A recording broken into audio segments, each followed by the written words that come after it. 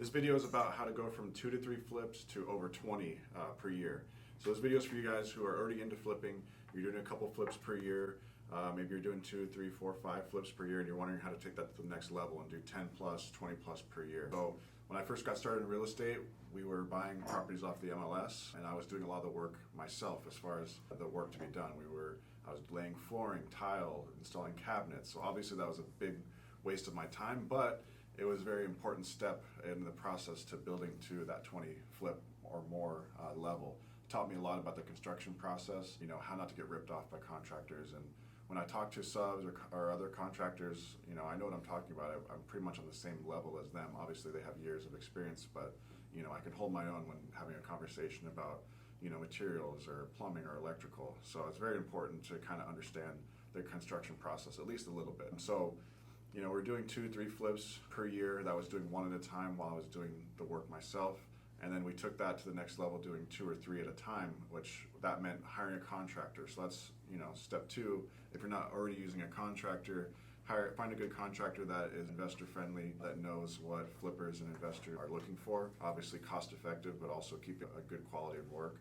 So that was the first step to getting to 2 to 3 flips at a time. Then the next level was doing, 3, 4, 5 flips at a time. And really the most important part once you start getting to that level is deal flow. Deals have to be there. Once you have, some money or a good lender, a good contractor, you gotta have the deals flowing. At that point, we started spending a lot of money on marketing and finding off-market deals. That was a huge step in the process to getting to that 20 or more flips per year. I'm going from buying 100% on the MLS and from wholesalers to doing our own marketing and going directly to homeowners, spending a lot more money on marketing. So deal flow is obviously number one thing for your business to be able to grow a good flipping business. So we put a lot of systems in place, and that's kind of like an automated machine now that just feeds us deals. It took a long time to get there, but that's the point where we're at now.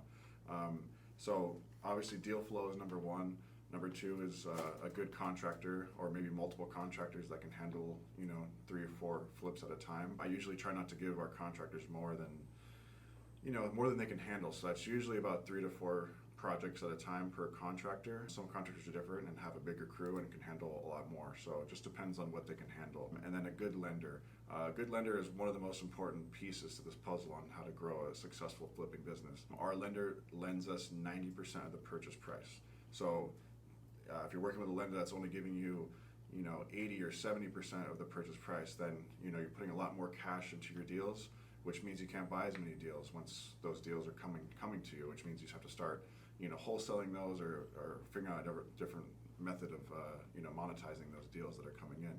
So being able to get 90% leverage on our money and having a lender that's going to lend us 100% of the rehab costs really reduces the amount of money we put into each deal, so we can do a lot more deals. You're going to build your capital, maybe bring on some investors to grow that. Once you have a system in place, it's as simple as upping your marketing dollars. That's going to increase your deal flow. Maybe finding another contractor, and the process kind of, once you have the system in place, it just grows as you are ready for it and you put those inputs into each part of the business.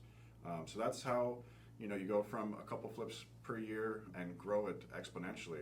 We're doing about 20 or more flips. I think we'll do close to 30 this year. The same rules apply if you're trying to get to 100 flips or more, which is our next goal.